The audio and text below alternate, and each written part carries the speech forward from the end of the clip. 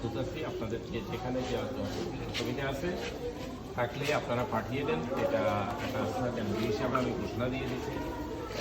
যারাই আসে আমরা প্রত্যেকের ব্যবস্থা নেব। এই পর্যন্ত 70-80 জন এসে গেছেন, ওনাদের ব্যবস্থা নেওয়া হয়ে গেছে।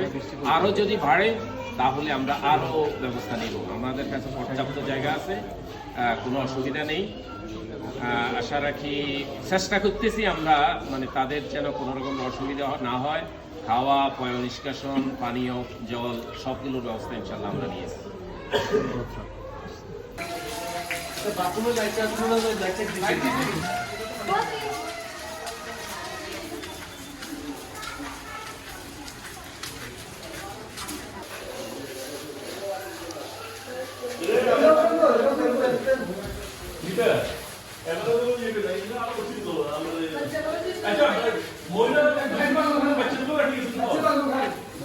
বাচ্চা দুটো রাখি গেছিল মোটা এখন